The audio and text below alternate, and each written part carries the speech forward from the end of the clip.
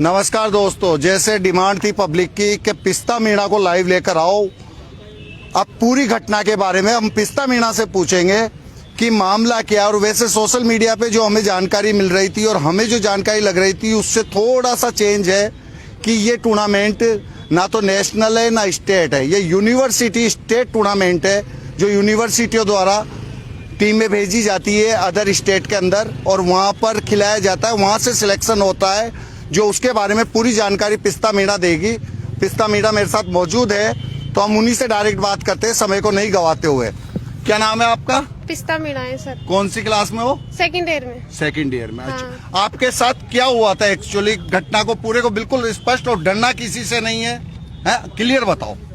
Sir मैं यहाँ शुरू से 8वीं क्लास में पढ़ती तब से कबड्डी खेलती हूँ। 8वीं क्लास से कबड्डी खेलते हो? मतलब शौक है आपको कबड्डी का, स्पोर्ट्स का? अच्छा। तो 8वीं क्लास से स्कूल से मैं 4-5 बार खेल चुकी हूँ। अच्छा। स्टेट भी 4-5 बार खेल चुकी हूँ। अच्छा। तो फिर यहाँ सेकंड ईयर में, पिछले साल तो कोई टूर्नामेंट हुए ही नहीं फर्स्ट ईयर में। हाँ। तो इस साल हुए तो सेकंड ईयर में ये पीजी कॉलेज के यूनिवर्सिटियों के मैच। बिल्कुल। तो हमारा मैच यहाँ करौली हुआ। करौली में कांचरौली जगह है जहाँ हुआ था कॉलेज में। तो वहाँ हमारी टीम गई। हम वहाँ तीन चार टीमों से खेले। वहाँ हम बड़े खेले। हम 3 लड़कियाँ थे, एक तो तनुजा, अच्छा, और एक कंचन, हाँ, और एक मैं। हाँ। तो हम 3 लड़कियाँ बहुत अच्छा खेले। वहाँ हमारी टीम सेकंड स्थान पे आई। फिर वहाँ जब पूरे मैच खत्म हो गए तब हमसे बोला गया, हमारे टीम मैनेजर सर थे राजेश जी सर, उनसे और बोला गया कि आपकी टीम बहुत अच्छी खेली है, बहुत अच्छा प्रदर्शन रहा है आपकी 3 लड़कियों का, तो आपकी 3 लड़कियों का सिलेक्शन होगा। आपकी टीम सेकंड स्थान पे रही है। तो अच्छा, आपके उनसे बोल दिया था? कोच थे क्या वो? कोच नहीं थे वो, हमारे ऐसे ही गए थे हमारे साथ। अच्छा। फिर हमसे भी सर ने हमसे बोला भाई बेटा तुम तीनों का सिलेक्शन हो गया है। बिल्कुल। फिर हम यहाँ आ गए। फिर यहाँ आने के बाद हमसे कहा कि आप में से 3 लड़कियों का सिलेक्शन हो गया है, तो यहाँ लिस्ट आएगी और लिस्ट में आपका नाम आते ही आपको कोटा भेजा जाएगा। अच्छा। तो वहाँ 10 दिन का कैंप लगेगा। अच्छा। आप पूरी टीमें हुई है ना जितनी, उनमें से 20 लड़कियों का सिलेक्शन हुआ है और वहाँ ट्रेनिंग लगेगी 10 दिन की। तो वहाँ 8 लड़कियों कमजोर खेलेंगी ना, उनको निकालेंगे और 12 को सिलेक्ट करके ले जाएंगे। भाई ठीक है सर। फिर हम यहाँ खेल संकुलन है पास में, यही प्रैक्टिस करने आने लगी। भाई सिलेक्शन तो होएगा अपना, अच्छे खेलें तो सिलेक्शन होगा। तो फिर मैं यहाँ प्रैक्टिस करने आ गई और जब पता चला कि शाम को सर ने फोन किया, भाई सर ये टीम के जाने से कितने दिन पहले पता चला आपको? वो 2-3 दिन बाद, 3-4 दिन पहले। हाँ मतलब नहीं, टीम में आपका सिलेक्शन हो गया था, है ना? आपको नहीं ले जाने का आपको कैसे पता चला? ये पता मेरे को नहीं चला था सर। वो मेरे सर है ना, कोच सर हमें खिलाते हुए हैं। देव अकेडमी है, वो प्राइवेट है लेकिन वो मेरे से ही खिलाते हैं। अच्छा। गर्ल्स और बॉयज को। अच्छा। 2-3 साल से उन्हीं के पास प्रैक्टिस कर रहे थे आप उनके पास? अच्छा। तो वो उन्होंने स्टेटस पे लगा रखा था कि साक्षी चौधरी और कंचन का सिलेक्शन हो गया है। फिर मेरे को पता चला, स्टेटस देखा तो भाई सर सिलेक्शन लिस्ट आ गई क्या? भाई लिस्ट का तो पता नहीं बेटा, लेकिन सिलेक्शन का फोन कर दिया इन लड़कियों को। भाई सर मेरा नहीं हुआ क्या? भाई पता नहीं बेटा, तेरा तो नहीं हुआ, साक्षी का गया। फिर मैंने सर से बोला भाई सर साक्षी तो एक्स्ट्रा में, भाई बेटा मैं तो क्या कर सकता हूँ, आगे से किया है उन्होंने, अब क्या करे। साक्षी एक्स्ट्रा में? हाँ। साक्षी आपकी टीम की कैप्टन रही है ना? नहीं तो नहीं सर। वो अच्छा, वो साक्षी जी जो आपकी जगह सिलेक्ट होकर गई है, वो मेरी जगह। अच्छा। हाँ, वो एक्स्ट्रा में थी। अच्छा। वो लास्ट में मतलब टीम खेल रही थी, तब मेरे लास्ट में 5-6 मिनट में बचे हुए थे मैच खत्म होने के, तब मेरे पैर में चोट लग गई थी। तब फिर जो ज्यादा चोट लगने की वजह से मैं बैठ गई और मेरी जगह वो 5 मिनट खड़ी हुई थी बस। 5 मिनट वो ग्राउंड के अंदर थी? 5-6 मिनट ग्राउंड के अंदर। अच्छा। खेली भी नहीं, बस खड़ी हुई थी मेरी जगह। उसी के बीच में उसका सिलेक्शन कर दिया। फिर मेरे को पता चला भाई साक्षी का सिलेक्शन कर दिया और फिर वो 10 कुल मिला के 5 मिनट खेलने वाली लड़की का सिलेक्शन हो गया, जो 8वीं से अब तक स्पोर्ट के लिए अपनी जान अड़ा रही है, जिसने फ्रैक्चर भी सहन किया, चोटें भी सहन की और रात दिन मेहनत कर रही है, उस लड़की को आउट कर दिया। ये सिस्टम है हमारे यूनिवर्सिटी का। फिर आगे क्या हुआ बेटा? फिर आगे सर वो जो कैंप के लिए बोला गया था ना, फिर मैंने सोचा भाई चलो साक्षी का ये सिलेक्शन तो हो गया, लेकिन वहाँ कैंप में तो निकालेंगे क्योंकि वो खेलना तो जानती ही नहीं। अच्छा, आप जानते थे इस बात को? हाँ, कि सिलेक्शन तो हो गया कैसे भी हुआ, लेकिन खेलना जानती नहीं है तो आगे जाके सिलेक्शन में निकाल देंगे। लेकिन फिर बाद में पता चला भाई वहाँ तो कोई ट्रायल वगैरह कुछ भी नहीं करवा रहे हो, तो सीधे ही ले गए वहाँ मुंबई। जबकि 10 दिन का ट्रायल बोला था कोटा यूनिवर्सिटी के लिए। 10 दिन का ट्रायल बोलने के बावजूद कोई ट्रायल नहीं हुआ और सीधे ले गए टीम को खिलाने। ये माइनर पॉइंट है लेकिन ये बहुत कुछ बयां करते हैं इस देश के सिस्टम को, इस राज्य की राजनीति को और यहाँ के जो भ्रष्टाचार में लिप्त है, चाहे वो कर्मचारी हो, अधिकारी हो या नेता हो। सब कुछ बयां करता है इस चीज को देखते हुए। फिर आपने उसके बाद क्या किया? फिर उसके बाद सर मैंने सर से पूछा भाई सर अब क्या करें। फिर सर बोले भाई बेटा एक बार कॉलेज में जाके लिस्ट देख ले।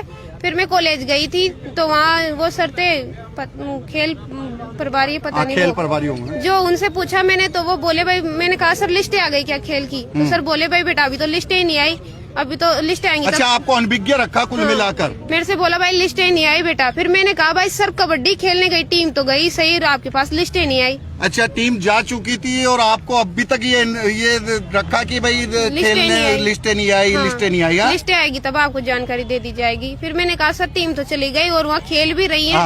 कब मेरे को पता नहीं बेटा। और तो एक स्टूडेंट के साथ इस तरह की राजनीति बहुत चिंताजनक विषय है कि लड़की को टीम जा चुकी है, सिलेक्शन हो चुके हैं, स्टेट को कूद चुकी है और बच्ची से यही बोला जा रहा है कि अभी तक लिस्टें नहीं आई, लिस्टें नहीं आई। तो लिस्ट आती कहां से है? यह भी प्रश्न है सिस्टम के खिलाफ। फिर उसके बाद आपने क्या किया? फिर कुछ नहीं किया सर, मैं तो घर चली गई थी वापस। फिर मैंने सुबह मम्मी ने बोला भाई बेटा अब कुछ नहीं, तेरे को कलेक्टर मैडम जानते हैं, वही कर सकते हैं, अब कुछ कर सकते हैं तो जाए। आपने कलेक्टर मैडम को ज्ञापन दिया? फिर मैं वहाँ कलेक्टर मैडम के पास चली गई। फिर कलेक्टर मैडम ने मेरे से पूछा, वो पहले भी यहाँ खेल संकुलन में 2 बार मेरे से मिल चुके हैं, सर्टिफिकेट ये दे चुके हैं मेरे को। तो वो बोले भाई बेटा क्या बात है? फिर मैंने कहा भाई मैं से ऐसे बात है। 2 बार कलेक्टर मैडम ने आपको सर्टिफिकेट दे चुका है? हाँ, मतलब शील्ड ट्रॉफी दे चुके हैं। हाँ, कलेक्टर द्वारा दे चुके हैं यहाँ कबड्डी के लिए। खेल संकुलन में हुए थे हमारे मैच, तो यहाँ जीते थे हम। तो एक आपने भी बताया था कि मेरी रूममेट है, तो क्योंकि इसके दर्द वगैरह होता है, बहुत सी बार में मालिश वगैरह करती थी, उसके बारे में क्या जानकारी? मतलब जानकारी इनका स्पोर्ट्स कैसा है? बहुत अच्छा है। 4 बजे मतलब 4 बजे जाती है, शाम को 7 बजे वापस आती है। यहाँ खेलने आती है खेल संकुलन में। अच्छा। बहुत शानदार तैयारी इसकी, शुरू से ही खेलने का शौक है इसे। और जब भी इसकी कोई चोट वगैरह लगती तो मैं मालिश वगैरह तो आप इसका ख्याल रखते थे एज ए रूममेट? रूममेट हूँ मैं इसकी, एक बहन की तरह। यही करती थी। आपको दुख है ना इस बात का? बहुत ज्यादा दुख है सर मेरे को, क्योंकि ये बहुत मेहनत करती थी बेचारी और नहीं हुआ। मेरे को मतलब रोना आ रहा है इस बात पे कि देखो कितना बड़ा ये अन्याय हो रहा है कि लड़कियों के साथ। लड़के की आवाज उठानी चाहिए आपको भी सर।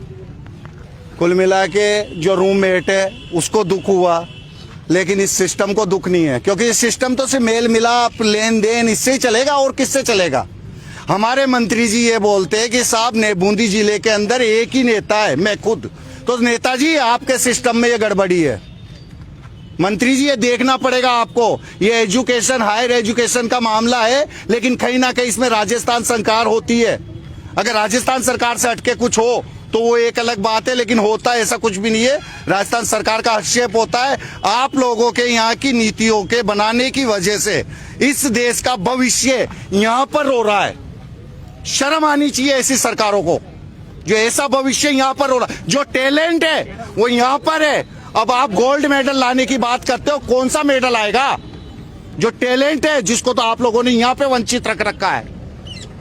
तो फिर बेटा आप हाँ। ये भी मेरे साथ खेलने गई थी, ये एक्स्ट्रा में थी और ये मैदान में खेली थी। आप मैदान में खेले थे? हाँ। फिर आपका भी सिलेक्शन इसी तरीके से हटाया है? नहीं, तो हुआ ही नहीं सर। आपका हुआ ही नहीं? मेरा तो फर्स्ट टाइम था, बट इन्होंने तो पहले खेला हुआ है स्टेट। आपको कैसा लगता है इनका खेल? खैर ये तो झूठ बोल सकते हैं, लेकिन आप तो सही बताओगे। इनका स्पोर्ट कैसा है? बेस्ट रेडर है ये हमारे खेल में, हमारे बेस्ट लीडर है, हाँ। है ना? मैं भी पीछे नहीं रहती कभी। सबसे बढ़िया खेलती है। हाँ, मैं वॉलीबॉल खेलने गई थी वहाँ। मेहनत में भी पीछे नहीं रहती है कभी भी। मेहनत में पीछे नहीं रहती। मतलब आप लोगों को दुख है कि वाकई में एक खिलाड़ी के साथ अन्याय हुआ है। और इसमें कहीं ना कहीं सिस्टम की मिलीभगत है। वो तो है सही, सही लगता है ना ये? लगता है हमें तो ये है सर, जो कुछ है बच्ची सामने है, न्याय होना चाहिए। चाहे इसके पीछे कितने ही दोषी हो, उन दोषियों के खिलाफ सख्त कार्रवाई होनी चाहिए, ताकि इस बच्ची का 1 साल तो खराब हो गया। जिंदगी तो खैर खराब नहीं हुई, लेकिन 1 साल खराब हो गया। ये 1 साल 100 वर्ष के बराबर है एक स्पोर्ट्समैन के लिए। 1 साल के अंदर अगर वो टैलेंट के साथ कुछ जूझता है, करता है, और उसके बाद उसके साथ अन्याय होता है तो टूट जाता है। लेकिन आपको टूटना नहीं है। नहीं टूटोगे ना? नहीं खेलूंगी मैं अभी। अब डबल मेहनत से आगे। और ये आपका ख्वाब क्या है कबड्डी के अंदर? सर मेरा ख्वाब यही है कि मैं खेलूं, बस खेलना है मेरा तो। खेलना। हाँ। एक आपके फोन पे किसी से बात हुई थी जो 28 नंबर ये क्या मामला 28 नंबर का?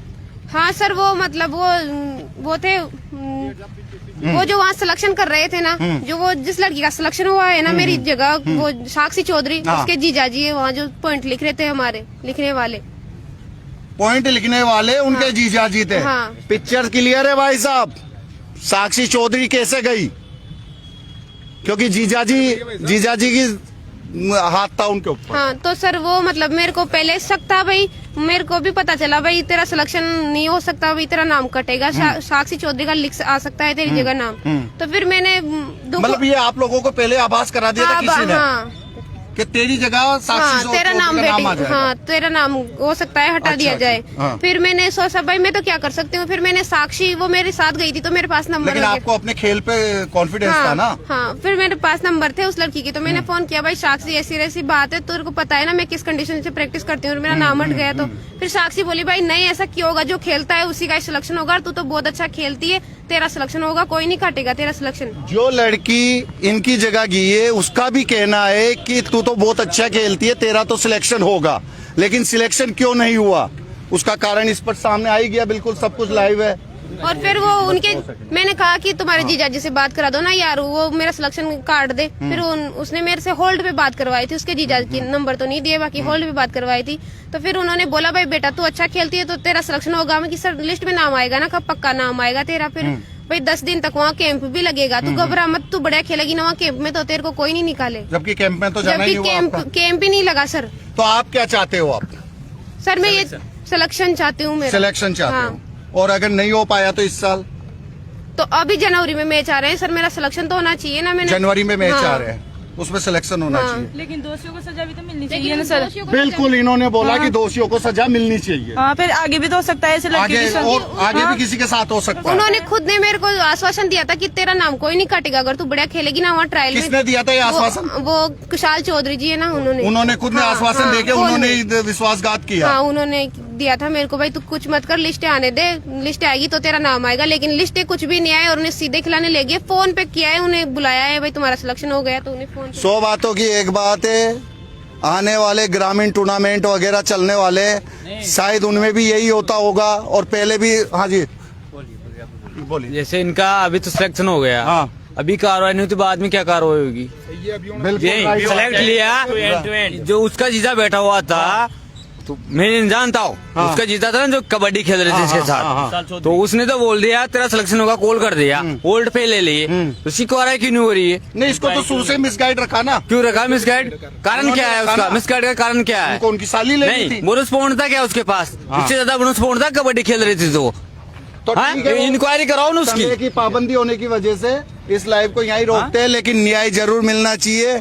पिस्ता मीणा के साथ एक एक राजस्थान नहीं पूरे हिंदुस्तान के एक एक आदमी को खड़ा होना वो चाहिए। उनकी पत्नी है ना, खुशाल चौधरी जी की पत्नी, उन्होंने मेरे पास पता नहीं किसके फोन से फोन किया और मेरे को बोल रही थी तू कलेक्टर मैडम के पास कैसे चली गई। रिकॉर्डिंग जो आई थी हाँ, आपकी। मेरे पास रिकॉर्डिंग है, वो पता नहीं क्या क्या धमकाया आपको? तेरी औकात कैसे हो गई वहाँ जाने उनके की? खिलाफ भी कार्रवाई होनी चाहिए। उनका क्या लेना देना है?